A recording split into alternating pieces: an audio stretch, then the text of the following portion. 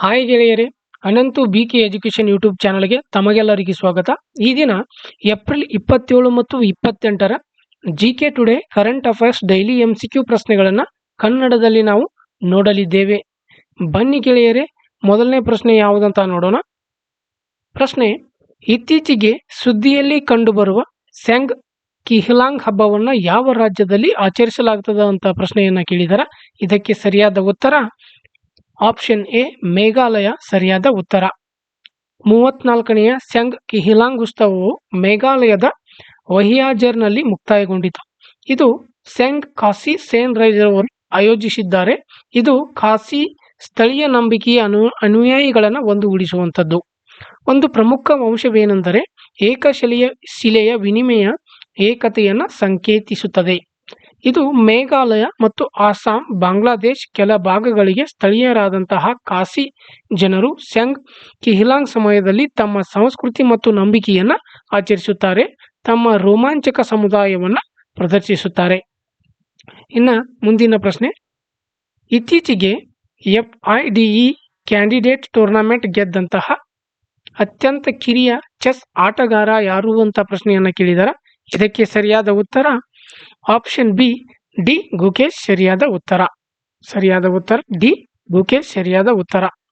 ಭಾರತದ 17 ವರ್ಷದ ಡಿ ಗುಕೇಶ್ ಅವರು ಹಿಕರು ನಕಮುರಾ ಅವರೊಂದಿಗೆ ಡ್ರಾ ಮಾಡಿದ ನಂತರ ಕೆನಡಾದ ಟೊರೊಂಟೊದಲ್ಲಿ 2024ರ FIDE ಕ್ಯಾಂಡಿಡೇಟ್ ಟೂರ್ನಮೆಂಟ್ ಗೆದ್ದಂತಹ ಅತ್ಯಂತ ಕಿರಿಯ ಪುರುಷ ಎನಿಸಿಕೊಂಡರು. ಮಹಿಳೆಯರ ವಿಭಾಗದಲ್ಲಿ ಚೀನಾದ ಥಾನ್ ಜೊಂಗಿ ಗೆದ್ದರು. 9 ಅಂಕಗಳೊಂದಿಗೆ ಗುಕೇಶ್ 2024ರ FIDE ವಿಶ್ವ ಚೆಸ್ ಚಾಂಪಿಯನ್ಶಿಪ್ಗಾಗಿ ಡಿಂಗ್ ಲಿರನನ್ನು ಎದುರಿಸುವ ಮೂಲಕ ತನ್ನ ಗೆಲುವನ್ನು ಖಚಿತಪಡಿಸಿಕೊಂಡರು. ಅವರು ವಿಶ್ವನಾಥ್ ಆನಂದ್ ಅವರ ನಂತರ ಗೆದ್ದಂಥ ಅತ್ಯಂತ 2ನೇ ಭಾರತೀಯ ಮತ್ತು ಕಿರಿಯ ವಯಸ್ಸಿನವರು. ಹೌದಾ? ಇನ್ನು ಮುಂದಿನ ಪ್ರಶ್ನೆ: ಇತ್ತೀಚೆಗೆ ಪೂರ್ವ ನೌಕಾ ಕಮಾಂಡಂಟ್ನ ಕಾರ್ಯಾಚರಣೆಯ ನಿಯಂತ್ರಣದ ಅಡಿಯಲ್ಲಿ ಪೂರ್ವ ಕರಾವಳಿಯಲ್ಲಿ ಯಾವ ಸಶಸ್ತ್ರ ಪಡೆ ಪೂರ್ವಿ ಲೆಹರ್ ವ್ಯಾಯಾಮವನ್ನು ನಡೆಸಿತು ಅಂತ ಪ್ರಶ್ನೆಯನ್ನು ಕೇಳಿದಾರೆ. ಇದಕ್ಕೆ ಸರಿಯಾದ ಉತ್ತರ ಆಪ್ಷನ್ ಎ ಭಾರತೀಯ ನೌಕಾಪಡೆ ಸರಿಯಾದ ಉತ್ತರ. ಭಾರತೀಯ ನೌಕಾಪಡೆಯು ಏಪ್ರಿಲ್ 20, 2024ರಂದು ಪೂರ್ವ ಸಮುದ್ರ ತೀರದಲ್ಲಿ ಪೂರ್ವಿ ಲೆಹರ್ ವ್ಯಾಯಾಮವನ್ನು ನಡೆಸಿತು. Flag officer commanding in chief eastern naval command ಅಡಿಯಲ್ಲಿ ಈ ವ್ಯಾಯಾಮವು ಕಡಲ್ ಭದ್ರತಾ ಸವಾಲುಗಳಿಗೆ ನೌಕಾಪಡೆಯ ಸನ್ನದ್ಧತೆಯನ್ನು ನಿರ್ಣಯಿಸುವ ಗುರಿಯನ್ನು ಹೊಂದಿರುವಂಥದ್ದು. ಇದು ಹಡಗುಗಳು, ಜಲಾಂತರ್ಗಾಮಿ ನೌಕೆಗಳು, ವಿಮಾನಗಳು ಮತ್ತು ವಿಶೇಷ ಪಡೆಗಳನ್ನು ಒಳಗೊಂಡಿತ್ತು. 2 ಹಂತಗಳಲ್ಲಿ ಇದನ್ನು ನಡೆಸಲಾಯಿತು.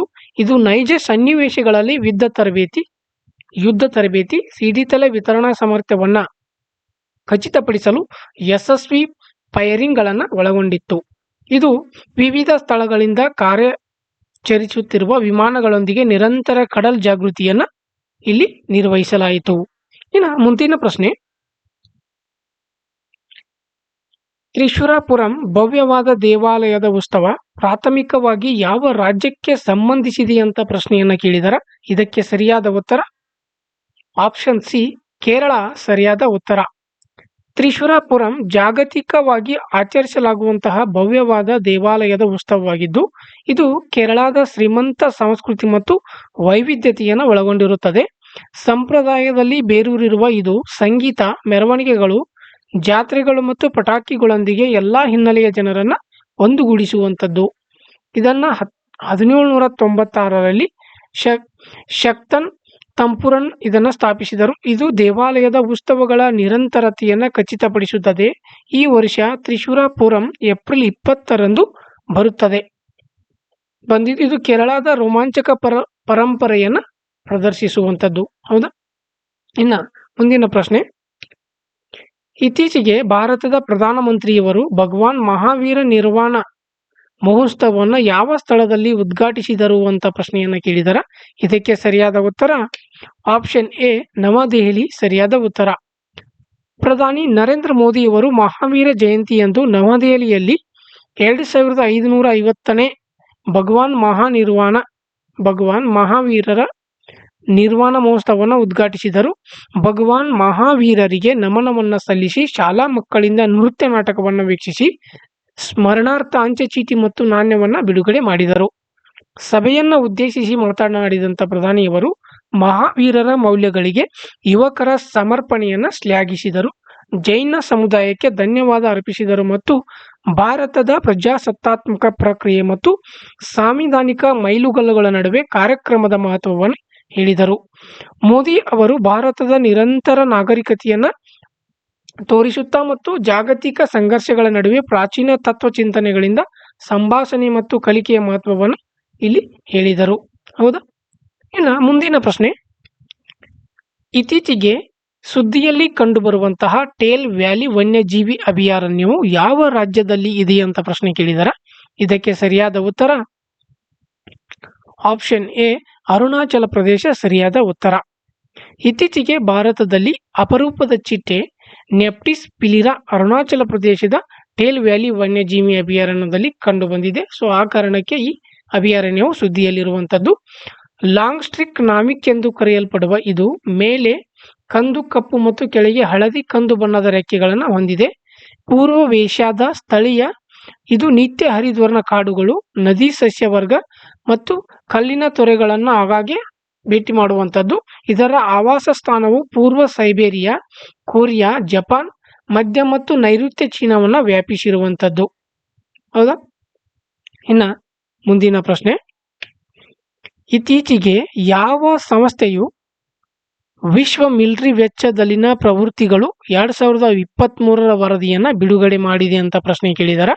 ಇದಕ್ಕೆ ಸರಿಯಾದ ಉತ್ತರ option C Stockholm international peace research institute ಇದನ್ನು ಬಿಡುಗಡೆ ಮಾಡಿರುವಂಥದ್ದು. 1966ರಲ್ಲಿ ಸ್ಥಾಪಿತವಾದಂತಹ ಈ ಸಂಸ್ಥೆ ವಿಶ್ವ ಮಿಲಿಟರಿ ವೆಚ್ಚದಲ್ಲಿ ಟ್ರೆಂಡ್ಗಳು 2023ರ ವರದಿ ಜಾಗತಿಕ ಮಿಲಿಟರಿ ವೆಚ್ಚವನ್ನು ತೋರಿಸುತ್ತದೆ. ಯುಎಸ್, ಚೀನಾ ಮತ್ತು ರಷ್ಯಾ ನಂತರ ಭಾರತವು $83.6 ಬಿಲಿಯನ್ ಮಿಲಿಟರಿ ವೆಚ್ಚದಲ್ಲಿ 4ನೇ ಸ್ಥಾನದಲ್ಲಿ ಇದೆ.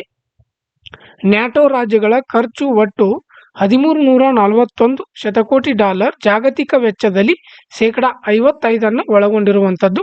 ವರದಿಯು ದಾಖಲೆಯ ಹೆಚ್ಚಿನ ಜಾಗತಿಕ ಮಿಲಿಟರಿ ವೆಚ್ಚವನ್ನು 2443 ಶತಕೋಟಿಯಷ್ಟು ರಷ್ಯಾದ ಉಕ್ರೇನ್ ಆಕ್ರಮಣ ಮತ್ತು ಭೌಗೋಳಿಕ ರಾಜಕೀಯ ಉದ್ವಿಗ್ನತೆಗೆ ಕಾರಣವಾಗಿದೆ ಅಂತ ಈ ವರದಿ ಹೇಳ್ತಾ ಇದೆ. ಈ ಸಂಘರ್ಷ ಸಂಶೋಧನೆ ಶಸ್ತ್ರಾಸ್ತ್ರಗಳು, ಶಸ್ತ್ರಾಸ್ತ್ರ ನಿಯಂತ್ರಣ ಮತ್ತು ನಿರಸ್ತ್ರೀಕರಣದ ಮೇಲೆ ಈ ವರದಿಯು ಕೇಂದ್ರೀಕರಿಸುವಂಥದ್ದು.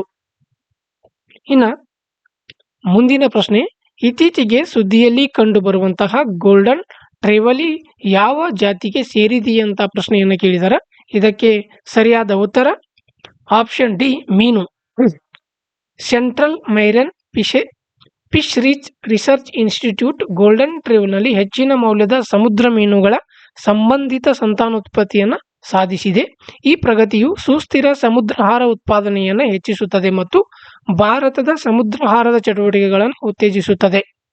ಗೋಲ್ಡನ್ ಟ್ರೇವ್ಲಿ ರೀಪ್ ಸಂಬಂಧಿತ ಜಾತಿಗಳು, ಸ್ಕೇಟ್ಗಳು ಮತ್ತು ಗ್ರೂಪರ್ಗಳಂತಹ ದೊಡ್ಡ ಮೀನುಗಳೊಂದಿಗೆ ಸಹಬಾಳ್ವೆಯನ್ನು ನಡೆಸುತ್ತವೆ. ಇದು ಬಳಕೆ ಮತ್ತು ಅಲಂಕಾರಿಕ ಉದ್ದೇಶಗಳಿಗಾಗಿ ಇದನ್ನು ಬಳಸಲಾಗುತ್ತದೆ.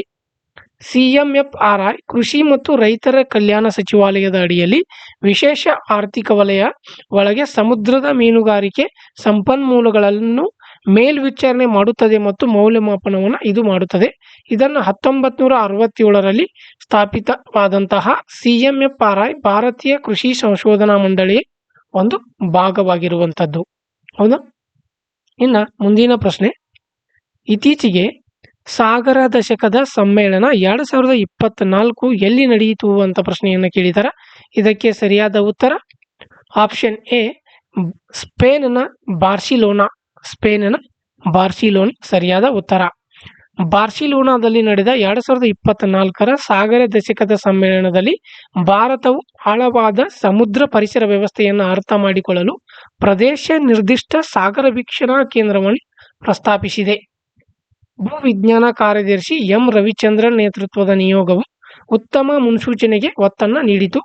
ಏಪ್ರಿಲ್ 10 ರಿಂದ 12ರವರೆಗೆ ನಡೆದ ಸಮ್ಮೇಳನವು UN ದಶಕ ಸಾಗರ ವಿಜ್ಞಾನ ಗುರಿಗಳ 2021ರಿಂದ 2030 ಕಡೆಗೆ ಪ್ರಗತಿಯನ್ನು ನಿರ್ಣಯಿಸುವ ಗುರಿಯನ್ನು ಇದು ಹೊಂದಿರುವಂಥದ್ದು. ಇನ್ನು ಯುನೆಸ್ಕೋದೊಂದಿಗೆ ಸ್ಪೇನ್ ನಮಗೆ ಬೇಕಾದ ಸಾಗರಕ್ಕೆ ಅಗತ್ಯವಿರುವ ವಿಜ್ಞಾನವನ್ನು ತಲುಪಿಸುವುದು ಎಂಬ ವಿಷಯದ ಅಡಿಯಲ್ಲಿ ಈ ಕಾರ್ಯಕ್ರಮವನ್ನು ಆಯೋಜಿಸಿತ್ತು. ಹೌದಾ? ಇನ್ನು ಮುಂದಿನ ಪ್ರಶ್ನೆ, ಇತ್ತೀಚೆಗೆ ಸುದ್ದಿಯಲ್ಲಿ ಕಂಡುಬರುವಂತಹ ಗೆಫಾಂಗ್ ಗತ್ ಗ್ಲೇಸಿಯಲ್ ಸರೋವರವು ಯಾವ ರಾಜ್ಯದಲ್ಲಿ ಇದೆ ಅಂತ ಪ್ರಶ್ನೆಯನ್ನು ಕೇಳಿದರೆ ಇದಕ್ಕೆ ಸರಿಯಾದ ಉತ್ತರ ಆಪ್ಷನ್ ಎ ಹಿಮಾಚಲ್ ಪ್ರದೇಶ. 40 ವರ್ಷಗಳಲ್ಲಿ ಇಸ್ರೋದ ಉಪಗ್ರಹ ಚಿತ್ರಣವು ಹಿಮಾಚಲ ಪ್ರದೇಶದ ಗೆಫಾಂಗ್ ಗತ್ ಹಿಮನದಿ ಸರೋವರದ 178% ವಿಸ್ತರಣೆಯನ್ನು ಬಹಿರಂಗಪಡಿಸುತ್ತದೆ. ಇದು 2022ರ ವೇಳೆಗೆ 36.49ರಿಂದ 101.30 ಹೆಕ್ಟೇರ್ಗಳಿಗೆ ಬೆಳೆಯುತ್ತದೆ. ಇನ್ನು ಇಸ್ರೋ 1.96 ಹೆಕ್ಟೇರ್ ವಾರ್ಷಿಕ ಅಪಾಯದ ಹೆಚ್ಚಳವನ್ನು ಸೂಚಿಸುವಂಥದ್ದು. ಹಿಮಪಾತಗಳು ಮತ್ತು ಹವಾಮಾನ ವೈಪರೀತ್ಯದಂತಹ ಅಂಶಗಳಿಂದಾಗಿ ನೈಸರ್ಗಿಕ ಅಣೆಕಟ್ಟುಗಳ ವೈಫಲ್ಯಗಳಿಂದ ಪ್ರಚೋದಿಸಲ್ಪಟ್ಟ ಗ್ಲೇಸಿಯಲ್ ಸರೋವರದ ಪ್ರಕೋಪ ಪ್ರವಾಹಗಳು ಕೆಳಭಾಗದ ಸಮುದಾಯಗಳಿಗೆ ಬೆದರಿಕೆಯನ್ನುಂಟು ಮಾಡುತ್ತವೆ. ಸಿಕ್ಕಿಂನಲ್ಲಿ ಇತ್ತೀಚಿನ GLOFಗಳು ತೀವ್ರ ಪ್ರವಾಹವನ್ನು ಉಂಟು ಮಾಡಿದವು, ಮೂಲಭೂತ ಸೌಕರ್ಯಗಳನ್ನು ಹಾನಿಗೊಳಿಸಿದವು ಮತ್ತು ಭವಿಷ್ಯದ ಘಟನೆಗಳ ಬಗ್ಗೆ ಕಳವಳವನ್ನು ಹೆಚ್ಚಿಸಿವೆ. ಇನ್ನು ಇಂದಿನ ಕ್ಲಾಸ್ ಯಾರಿಗಾದರೂ ಇಷ್ಟವಾದರೆ ಲೈಕ್ ಮಾಡಿ, ಶೇರ್ ಮಾಡಿ ಮತ್ತು ಕಮೆಂಟ್ಸ್ ಮಾಡಿ. ನನ್ನ ಚಾನಲ್ಗೆ ನೀವೇನಾದರೂ ಹೊಸಬರಾಗಿದ್ದರೆ ಸಬ್ಸ್ಕ್ರೈಬ್ ಮಾಡ್ಕೊಳ್ಳಿ ಅಂತ ಹೇಳ್ತಾ ಇಂದಿನ ಕ್ಲಾಸನ್ನು ಮುಗಿಸ್ತಾ ಇದ್ದೀನಿ. Thank you.